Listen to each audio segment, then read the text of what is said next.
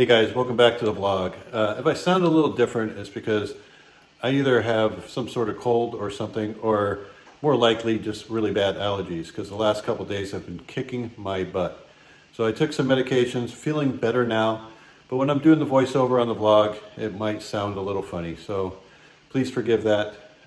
This vlog is going to cover two sessions. The first day I was completely card dead except for three hands, and you'll see those three hands. And then the following day wasn't much better. I got to play probably 10 hands that day. So it's a little frustrating being card dead, but as you can see that even when you are very selective on the hands you play, you can get yourself into a lot of trouble. So anyway, sit back, relax, enjoy. We're going to be playing at Capital Casinos for both these days. It's going to be the 1-3 game, $500 match the stack. They've been very active games, pretty good action, so hopefully we can pick up some hands and run it up. The very first hand we get involved in, I'm in the big blind with two black queens. There is a $7 straddle. First player limps, next player makes it 25. Player in the low jack calls the 25. It's folded around to me in the big blind. Perfect spot to put a squeeze on, so I make it 85. The initial straddler folds rather quickly. The next player thinks for probably about 10 seconds or so before they put in the fold, and now it's back to the initial raiser. He's someone I have played with quite frequently over the years, and I know him fairly well, and he decides to raise to 175. So instantly alarm bells are going off. I'm thinking that he has a very, very strong hand. I'm thinking he has aces. I mean, seems like every time I pick up a big pair nowadays, I run into someone with aces. He seemed very comfortable putting in that raise. More comfortable than you would be with a hand, say, like ace-king, or even kings for that fact. You know, it just really feels like he has aces. So my initial reaction would be, I'm just going to end up folding this. But then the player in the low jack decides that he wanted to gamble, and he shoved all his chips in, which was only $93.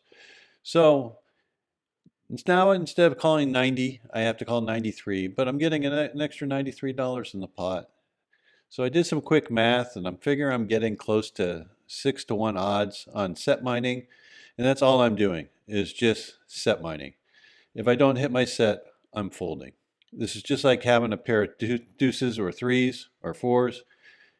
I mean, I think I have enough equity or enough chips behind that if I do flop my set, we're going to get all the chips in. And I got a little over 300 left. And with the 540-ish dollars that will be in the pot, I figure, heck, I think I'm going to have to make this call. So I really don't like calling when I'm pretty sure I'm up against aces, but I think I'm getting the right odds to do so. So I go ahead and I put in the money. Now, I'm hoping that the player would fold for the $3 raise from the other player, but I doubt it. He snap calls, of course, and we're going to go heads up for a dry side pot with 549 in the center. Just looking for a flop with a queen in it, and you guessed it. You knew what happened. Flop comes 7, deuce, 3 with 2 diamonds. I give up. I check. He thinks for a second. He jams. I look at my cards and say, you're a piece of trash. See ya. I'm going to save my $300. Folded the hand. He gets his one chip he threw in there back from the dealer. Like, I think that's going to make or break him. He rolls over. You guessed it. 2 aces. Run out comes with a king of hearts and then a 10 of clubs. Of course, I would have missed. The other player had ace jack of diamonds. He missed his flush, and the pair of aces takes down this nice big pot. I then went completely card dead for the next hour. Closest I came to playing a hand was this when I had a pair of sevens. Player opened for 25 under the gun. I folded. So finally, after over an hour, I pick up a hand. Pair of jacks in the big blind. There was a $6 straddle. A loose player opens for 26. It's folded to me. I put in a raise to 68. Now, I know this isn't a very large raise, but I really wanted to get action from this player because he has a tendency to go off. Flop comes 8, jack, 6. So we flop top set on a dry board. Beautiful flop. I put in a small c-bet, just trying to get him to take a little nibble. he ends up calling rather quickly, and we're going to go to a turn of a 7 of hearts. So this puts up a bunch of possible straights and a backdoor flush draw, but I'm okay with that. I know he has a tendency to overplay his hands, so I'm hoping that he has something. I end up betting $75, and he doesn't think too long before he jams all in. Now, I only had about $204 left behind before this round, so it's an easy call on my part. And we see a river card of a king of hearts, not the greatest. He could have made a backdoor flush. He rolls over pocket nine, so he turned an open-ender and decided to turn it into a bluff. So we get to double up, which is very nice because we needed some chips in our stack. Anyway, dealer counts out our chips, saw it was 204, grabs their chips and sent it my way, and we are back in the black. We are card dead for another hour before this hand comes up.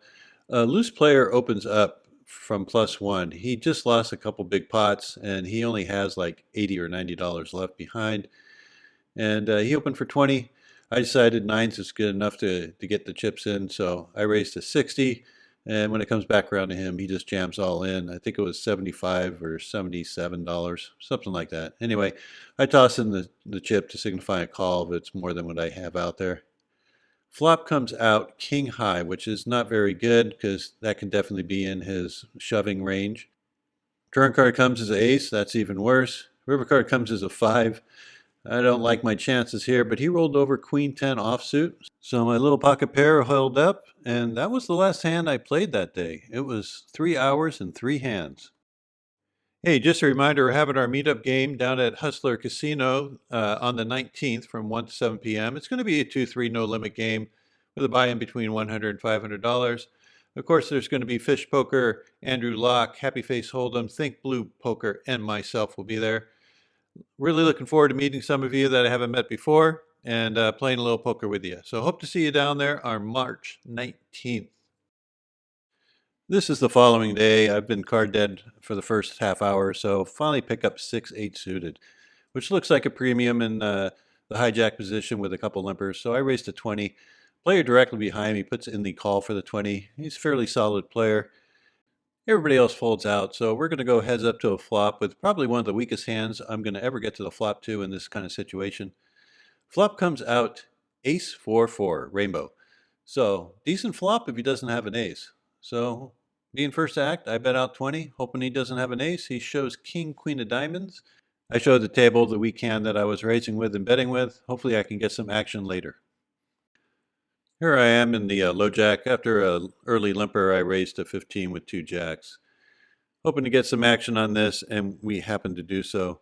We get a caller from the player on the button and one from the player who limped. Flop comes out 10-6-3 with 2 hearts. So I got an overpair. It's a pretty good board. There might be some flush draw out there, maybe some kind of straight draw. I decided to bet about half pot, $25. And the player on the button who watches the vlog and has been very active against me recently decides to make it 80. And a little curious what he'd be doing this with. I mean, obvious things would be sets. Not so obvious things, maybe a flush draw, straight draw, some sort of combo draw. Maybe just 2 overcards with a heart. Or maybe he's just overvaluing a hand like ace 10. So when the other player folds out, I'm just going to put in the call and see what develops on the turn. So 209 in the pot, we go heads up to a queen of spades. I don't think this would improve a 10. I don't think he'd be raising me with a queen 10. But this could improve a hand like a flush draw with something like ace, queen of hearts, maybe king, queen of hearts.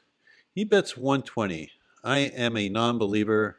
I think he's trying to make a move on me. So I put in the quick call. Looking to call down just about any river that's a non-heart, and it comes as 7 of clubs. Looks like a pretty good river card for me. He bets again quickly for 120. I think this is an easy call at this point. I really don't think he has too much. I put in the call, and then he tells me he got there on the river and turns over pocket sevens. Oh, this one hurt. So, yeah, he got there. Good for him. So I reloaded or added 500 to my stack, and this is about half hour later. My stack is down to $350. I finally pick up Jack 8 suited, which is a premium hand for the amount of card deadness I've been experiencing. So I open for a raise to 15 and I get multi-way action. We go three ways to a flop of 3-3-4. There is one diamond. I do have a backdoor. I put in a pretty good sized bet, just trying to represent some sort of overpair. I figure I will not get too much action unless someone has some sort of pair or a straight draw. Turn card comes as a 5 of diamonds. So we picked up some equity. I still have 2 overcards, and now I have a flush draw to go with it. I decided to go again, this time for 70. I'm really hoping that the player will fold. Maybe he has a hand like ace 5 or 4-5. He put in the call again, and I'm a little worried that he might have a 3. River card comes as a beautiful queen of diamonds. So I jam. This kind of looks like a bluff. If he has a 3, I think he's going to be paying me off. If he has a full house, I'm going to double him up. Anyway, he puts in the call. I show my flush. And he actually showed that he had the 6-4 of diamonds. So he got a little bit of a cold deck there, turning an open-end straight flush draw with a pair. But we finally got a little lucky on a hand, and we get to double through this player who just sat down at the table. I mean, this was his very first hand at the table. So feel a little bad for him in that manner. But after some of the beats and some of the hands I've taken over the last couple weeks, I'm okay with winning this one. Here there was a $6 straddle, and a couple people limped, and I decided from the small blind I'm just going to raise this thing to 30 and take it down. Unfortunately, it did not happen. I guess I should have raised a little bit bigger. I ended up getting 2 callers, one of them from the hijack and one from the low jack. Anyway, there's 99 in the pot, and we're going to go see a flop of King 10-8. Not the greatest flop for my particular hand, but it's decent for my range. I do have an overcard, a gutter, and some backdoor straights and flush draws. So I bet out for $50 trying to represent like I have something, which at this time I do not. One player folds, the other one jams quickly for his remaining stack. I call off and make a runner-runner flush against his ace-10. So the under the gun player opens for a raise to 10. The next player puts in the call for the 10. And when it gets to me in the cutoff with ace-7 suited, I think this is, could go either way. But I decided to put in a raise to 45 with my ace-7 suited. I got position. I got, some momentum going behind me. I've won the last few pots. The player who opened up for $10 initially makes the call, and the other player folds out his hand. So we're going to play this pot heads up, and there's $104 in it as we go see a flop. Now, the flop is not the greatest in the world, but, when you have position and you have some sort of momentum, I'm definitely going to c-bet this. If he checks to me on a jack 8-3 with 2 clubs, he does check. I kind of ask him how much is in his stack. I couldn't tell whether that stack was a $200 stack, so he breaks it down for me really quick. Just trying to get the feel of how comfortable he is. I decided to go ahead and c-bet this thing. I mean, I got ace high. There's a lot of possible draws out there with like 10-9s and queen 10s and flush draws that I'm ahead of at this point. He puts in the quick call, which is not very good. Turn card comes as a 5 of spades, so now there's a backdoor flush draw.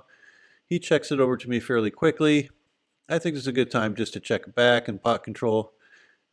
River card comes as a 8 of diamonds. And now he decides to wake up and lead out for $75. That's a very odd line for someone to take. It's like saying I really got a very big hand or I have nothing. So he's very polar. I'm thinking he could have a missed flush draw. He could have a missed straight draw. He could just be messing around. But he seems comfortable. I mean, he's sitting there relaxed. He grabs his bottle of water, takes a nice little drink out of it. So I'm leaning towards a fold, but I'm just thinking of all the combinations that have missed, all the straight draws and all the flush draws. So I decided to put in a hero call for the 75, hoping that he missed. Instead, he shows me top set. So yeah, it was the nuts or nothing, and he had the nuts. So the game's slowing down a little bit. A couple of the big stacks have left, and I'm fighting with a bunch of small stacks. There was a bunch of limpers, so I raised 220 with my 2 queens from the hijack. And the first limper puts in the call. Second limper puts in the call. And when it gets to the third limper, he, of course, puts in the call. So we're going to go 4 ways to this flop with $84 in the pot. The flop, well, it's a good one. It comes out Queen 5-5. So, yeah, we flopped the nuts basically, unless someone has pocket fives. First player checks, next player next to me checks, and of course, I'm just going to check this one back. It seems like a bet at this point would be a little bit too much. Hoping someone will catch up. Turn card comes as a deuce of diamonds. Doesn't look like anyone's going to catch up, but to my surprise, the first player ends up betting out $35. Now, this player has been betting whenever they had a very strong hand. So I'm really excited because I get to put in the call and hope he blasts off on the river, which comes in 8 of spades. He bets out again really quickly for $35. Now, I don't know whether he thinks he's milking me for 35. I decided to give him a chance to get all my chips, so I jam it. He thinks for a while, thinks for a while, not quite sure what to do. What could I possibly have? I have no idea. Finally, he decides on announcing that he calls, which was music to my ears because I'm pretty sure I have the best hand at this point. I roll it over, he mucks his hand, and quickly leaves the game. I look down at my stack, did a little counting, figured out that I was ahead, and after playing a long time and there's a lot of short stacks at the table, I decided just to pack it in and take my small win and come back and fight another day. So that first day I played for 3 hours, won $200, only played 3 hands all day long. Very, very card dead. Next day I came back, played for 6 hours, struggled, finally got a little bit ahead, and the game wasn't that great anymore, so I cashed in with a $90 win. So over the 2 days, won $290. Nothing to write home to mom about, but still I'm happy it's a plus. Looking forward to seeing some of you down at the Hustler Casino this weekend. Hustler Casino sure knows how to put on an event. Looking forward to meeting everyone down there. And until then, good luck at the tables, and we'll see you back here soon.